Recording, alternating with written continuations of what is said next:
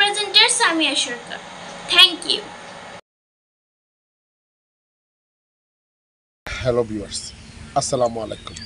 This is content tutor Masud Rana Babul. Thank you for watching অপরাধ কণ্ঠ. So আমি এই পর্যায়ে আছি মনোহরদীর হরিনারায়ণপুরে একটি পাড়াগাঁয়ে। আপনারা দেখছেন আমাদের সামনে নদীর পাড়ে খুব ভালো একটা ভিউর মধ্যে একটি গার্ডেন রেস্টুরেন্ট, যেটার নাম হলো বাংলাঘর রেস্টুরেন্ট।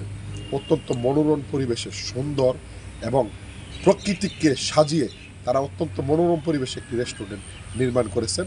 আমাদের এই আঙ্কেল, ওনার নাম হলো তাজুল ইসলাম, তাজউদ্দিন, উনি মালিক পক্ষের একটি অংশ।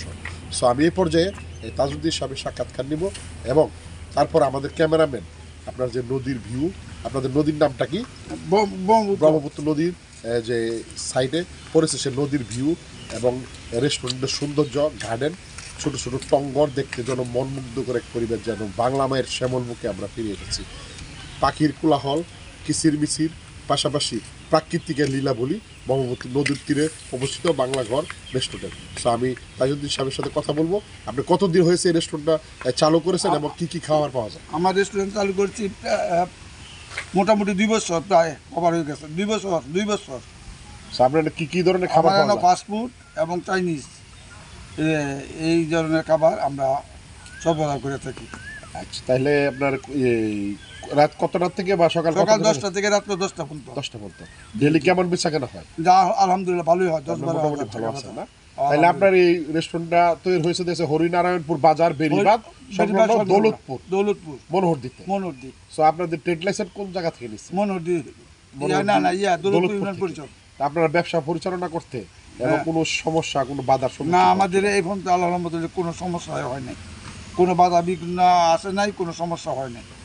সো ভিউয়ার্স, আমাদের এই যে রেস্টুরেন্টের মালিক উনি আপনাদেরকে জানিয়েছে আমাদেরকে এমনটা, এবং আপনারাও সরাসরি জানবেন নদীর ভিউ, সেটা অত্যন্ত সুন্দর মনোরম পরিবেশে উনি আমাদেরকে এমনটা জানিয়েছে। দীর্ঘ 2 বছর যাবৎ সুনামের সাথে উনি ব্যবসা পরিচালনা করে আসছেন এবং একটা নদীর ভিউ হবে হিসাবে হাজার হাজার মানুষ এখানে যারা নাকি খাবার পছন্দ করে, বাংলা চাইনিজ ফাস্টফুড, তারা অত্যন্ত সুস্বাদু খাবার এখান থেকে ক্রয় করে খাচ্ছে। কিন্তু একটি কুচক্রী মহল সম্পত্তি এখানে এই রেস্টুরেন্ট সম্বন্ধে একটু আজে বাজে মন্তব্য করেছেন এবং বিভিন্ন পোস্ট করেছেন যে এখানে নাকি ক্যাসিনো, জুয়া খেলা হয়। সো আমরা সরজমিনে এসে দেখতে পেরেছি এখানে কোনো জুয়া খেলা, কোনো ক্যাসিনো বা কোনো অসামাজিক কর্মকাণ্ড আমরা দেখতে পাইনি। সো আমাদের ক্যামেরাম্যান আপনাদেরকে রেস্টুরেন্টের চারদিক, গার্ডেন এবং নদীর ভিউটা দেখাবে, সৌন্দর্য উপভোগ করবেন। তো আপনারা যারা ফাস্টফুড, চাইনিজ ফুড, বাংলা খাবার পছন্দ করেন, আপনারা হরিনারায়ণপুর, দৌলতপুর, মনোহরদী একবার হলো আপনারা বাংলাঘর রেস্টুরেন্ট ভিজিট করবেন। মাসুদ রানা বাবুল, অপরাধ কণ্ঠ, হরিনারায়ণপুর, বাংলাঘর রেস্টুরেন্ট, দৌলতপুর, মনোহরদী, নরসিংদী।